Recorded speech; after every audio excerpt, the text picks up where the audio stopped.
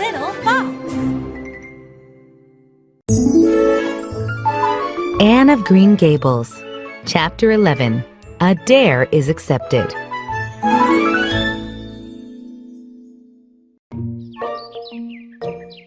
In the summer, Diana Barry had a party. There will just be the girls in our class, Anne assured Marilla, since Marilla knew that Anne had a habit of getting into trouble. The girls played in the Barrys' garden. After a while, they grew tired of all their games and were ready for mischief. They soon decided to play dares, which involved daring one's friends to try something risky. First, Carrie Sloane dared Ruby Gillis to climb the huge willow tree that was infested with fat green caterpillars. Much to everyone's surprise, Ruby bravely climbed the tree. Then Josie Pye dared Jane Andrews to hop around the garden on her left foot without stopping. Jane Andrews tried, but gave up at the third corner. Josie Pye gloated because Jane Andrews could not do her dare. Anne saw Josie Pye gloating and quickly dared Josie to walk along the top of the Barrys' garden fence. Walking along fences requires some skill, but unfortunately, Josie Pye had a natural ability for walking on fences. The girls reluctantly admired Josie's skill and bravery. Josie came down flushed with victory and gave Anne a defiant look. Anne tossed her red braids. I don't think it's anything fantastic to walk on such a little low fence, she said. I knew a girl who could walk on a rooftop. I don't believe it, said Josie flatly. You couldn't walk on a rooftop anyhow, she added. Couldn't I? Said Anne without thinking. Then I dare you, said Josie sneering. I dare you to climb up there and walk along the top of the Barrys' kitchen roof. Anne turned pale, but she walked towards the house. There was a ladder leaning against the wall. Don't do it, Anne, pleaded Diana. You'll fall off and be killed. Never mind Josie Pye. It isn't fair to dare anybody to do anything so dangerous. I must do it. My honor is at stake, said Anne solemnly. If I am killed, you can have my pearl bead ring. Anne climbed the ladder, balanced herself on the rooftop, and started to walk along it. She was very high. Anne realized that imagination did not help much when you were walking on a roof.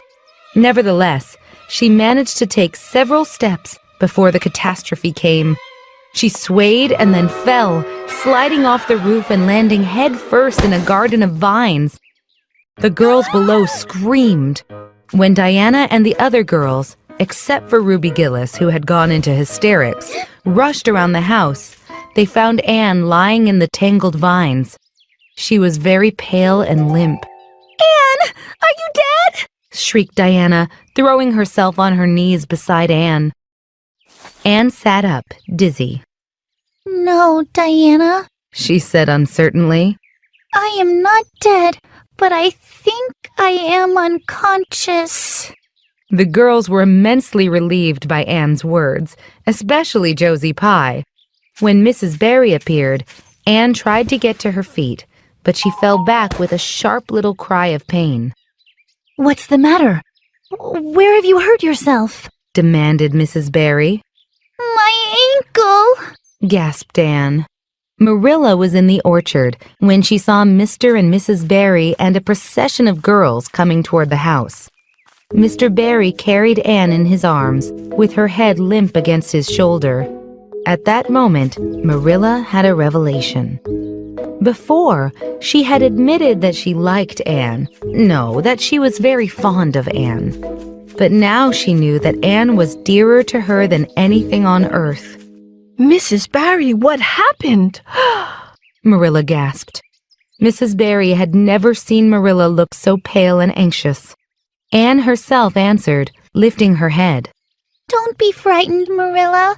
I was walking on the Barrys' roof and I fell off. I think I sprained my ankle. However, I could have broken my neck, but I didn't. Let's look on the bright side. Marilla felt the blood return to her face. Mr. Barry carried Anne into the house. Later, the doctor came and announced that Anne had broken her ankle. Don't you feel sorry for me, Marilla? Anne asked. It was your own fault, Answered Marilla. That's exactly why you should feel sorry for me. If I could blame somebody, I would feel so much better. Anne said. What would you do, Marilla, if someone dared you to walk on the roof? I would stay on the ground and let them dare. Marilla shot back. You're strong, Marilla, but I couldn't bear Josie Pye's scorn. Anne said. And I think I've been punished enough, so you don't have to punish me. It hurt dreadfully when the doctor set my ankle in plaster. I'll miss 6 weeks of school, and I'll miss the new lady teacher.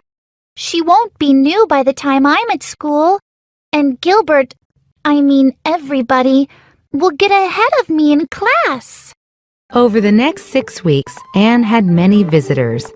Not a day passed without one or more of the schoolgirls dropping in to bring her flowers and books and tell her the news of Avonlea. Diana, Anne's most faithful friend, visited every day after school. Even Josie Pye visited once. Anne happily realized that she had many kind friends and neighbors. One day, after the visitors had left, Anne chatted to Marilla about the news from school. The new teacher had arrived, and all the girls thought she was perfectly sweet. She dressed beautifully, and her sleeve puffs were bigger than anybody else's in Avonlea. On Friday mornings, Marilla, Anne said. Everybody has to recite a poem or a story. How exciting! On Friday afternoons, Miss Stacy, the new teacher, takes everyone to the woods for a field day, and they study ferns and flowers and birds, and they have physical education exercises every morning and afternoon.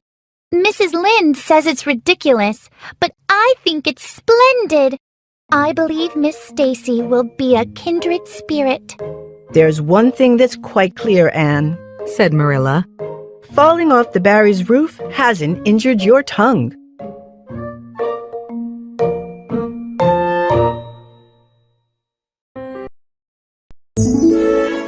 Anne of Green Gables, Chapter 12.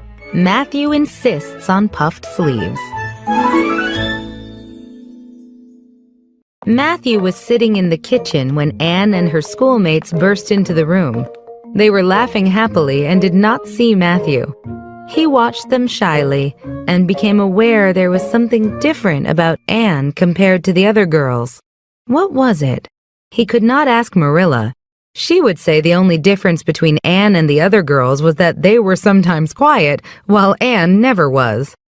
Finally, Matthew knew the answer. Anne was not dressed like the other girls. The more he thought, the more he was convinced that Anne had never been dressed like the other girls. Marilla gave her plain, dark dresses, all in the same unvarying style. All the other girls wore red and blue and pink and yellow, and Anne's sleeves did not look at all like the other girls' sleeves.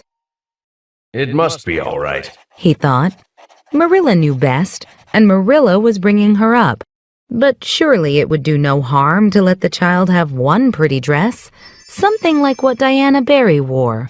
Matthew decided that he would get one for Anne. Christmas was only 2 weeks away, and a nice new dress would be the perfect present.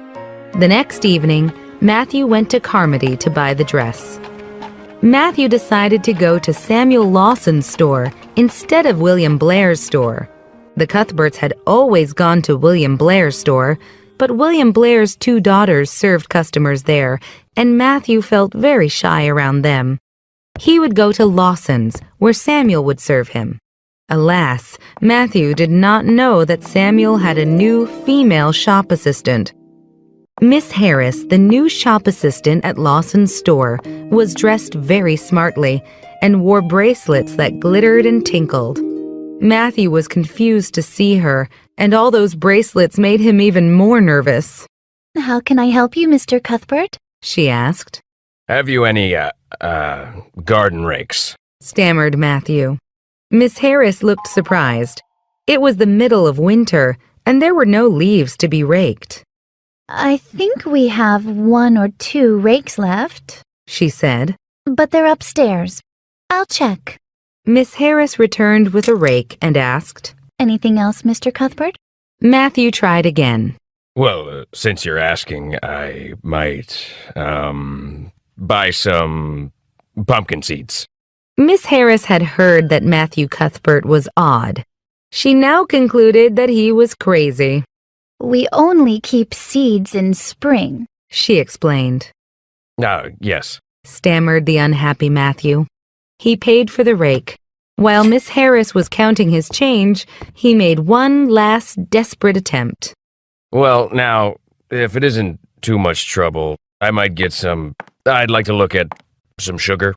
White or brown? Miss Harris asked.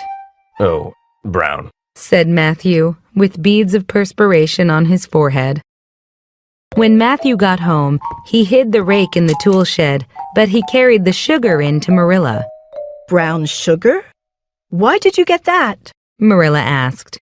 You know I never use it except for the porridge or fruitcake. It's not good sugar either.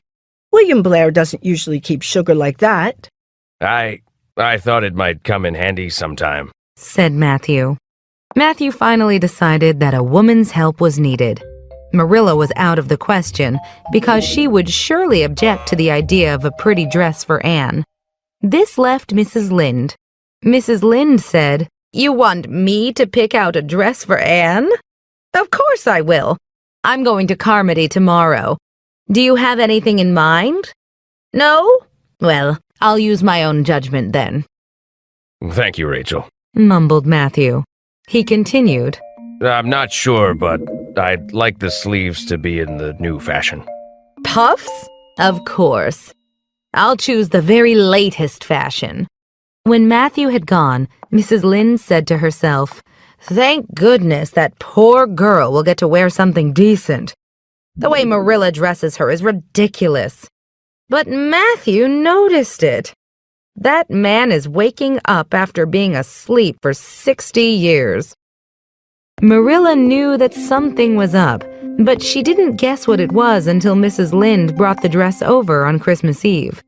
So, this is why Matthew looks so mysterious. Marilla shook her head. Anne has 3 good warm dresses, and anything more is just extravagant. There's enough material in those sleeves for another dress. The puffs have been getting bigger and bigger. They're as big as balloons now. Christmas morning came. Just enough snow fell to cover everything in white. Anne ran downstairs singing. Merry Christmas, Marilla! Merry Christmas, Matthew! I'm so glad it's a white Christmas. Any other kind of Christmas doesn't seem real, does it? Oh, Matthew, is that for me? Oh, Matthew! Matthew had sheepishly unfolded the dress and held it out. Anne looked at the dress in reverent silence. How pretty it was, with dainty frills and soft lace at the neck. But the sleeves, they were magnificent. It's a Christmas present for you, Anne. Said Matthew shyly. Why, Anne, don't you like it? For Anne's eyes had suddenly filled with tears. Like it? Oh, Matthew, it's exquisite! Look at those sleeves! I can never thank you enough! Well, let's have breakfast. Interrupted Marilla. I must say, Anne, I don't think you needed the dress. Since Matthew has gotten it for you, make sure you take care of it. After breakfast, Diana came to the house. I've got something for you, Said Diana. here in this box. Aunt Josephine sent us a big box with many things, and this is for you. Anne opened the box and peeked in. There was a card with, "To Dear Anne, Merry Christmas," written on it, and a dainty pair of shoes. You won't have to borrow Ruby's shoes now. And that's good because they're 2 sizes too big for you, Said Diana. Oh, Diana! Anne exclaimed. This is too much! A white Christmas at Green Gables and new shoes and a new dress with puffed sleeves. What a happy day this is!